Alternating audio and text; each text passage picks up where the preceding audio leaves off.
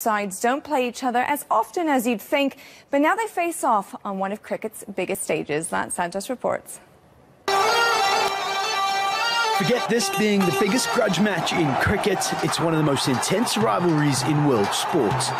The Champions Trophy final between India and Pakistan will be the 129th one-day international in what has become a rare head-to-head confrontation between the two sides.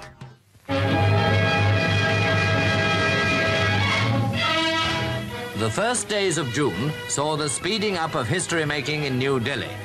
It meant partition of India, partition of the Punjab, Bengal and Assam, if so desired. Hostilities off the pitch go way back to 1947, where India was partitioned into two nations, one of them being Pakistan. The bloody legacy of the divide and arguments over territory added to the growth of an intense rivalry on the cricket field.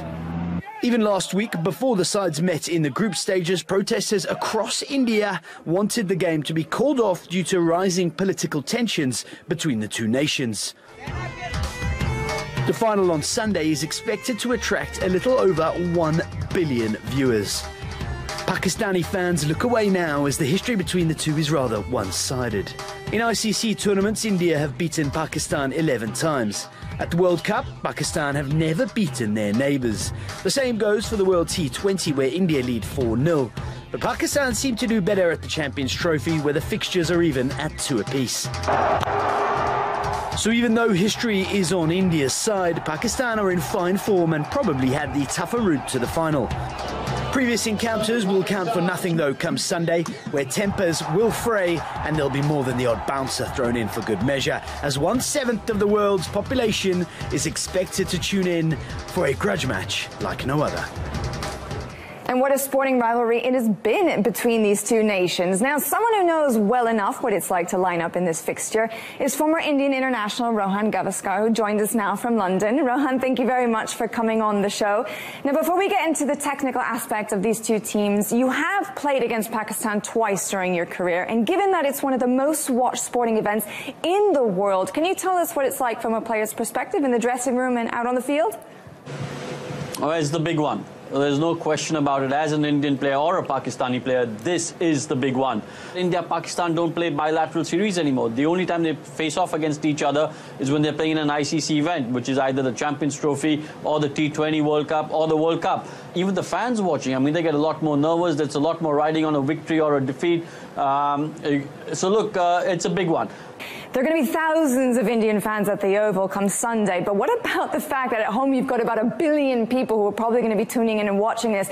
How much extra added pressure will that give, especially given the expectation that they're probably expecting their boys to win? They're definitely expecting the boys to win, because the way the Indian team has been performing over the last year and a half. If you go on to social media, you've already seen all the memes about how India should walk this. Virat Kohli is the #1 batsman in the world as far as ODIs are concerned. Rohit Sharma is in form. Shikhar Dhawan's in good form. And you've already beaten Pakistan once in the tournament, and quite comprehensively, if I may add. So look, there's definitely more pressure on the Indian team, because at the moment everyone's billing India as the favourites. Pakistan are definitely the underdogs.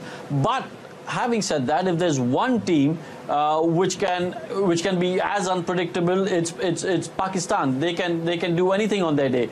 And if you had to pick player by player for in terms of potential and talent, the Indian team at the moment, without any bias, I've got to say, is far stronger than the Pakistani team.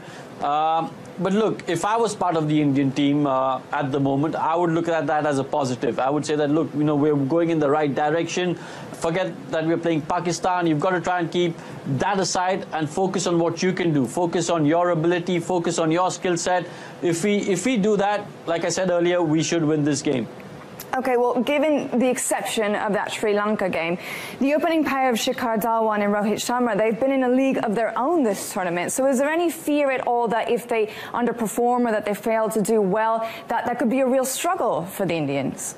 If you're from the Pakistani camp, you'd be saying, law of averages needs to catch up with Shikhar Dhawan and Rohit Sharma. If you're from the Indian camp, you'd be saying, long may this continue, because they've been setting the platform for the rest of the guys to come in and do a job.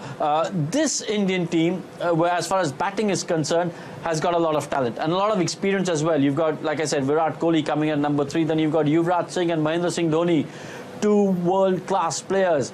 So even if Rohit Sharma and Shikhar Dhawan don't get India off to a good start, God forbid, the Indian batting lineup, they've got enough quality to manage. Okay then, Rohan, so tell me in one sentence, who do you think is going to win and by how much? India. And by how much? And by how much? That's a little tough to predict, but I think if India chase, they'll win by 6 wickets. Great. Well, thank you very much, Rohan.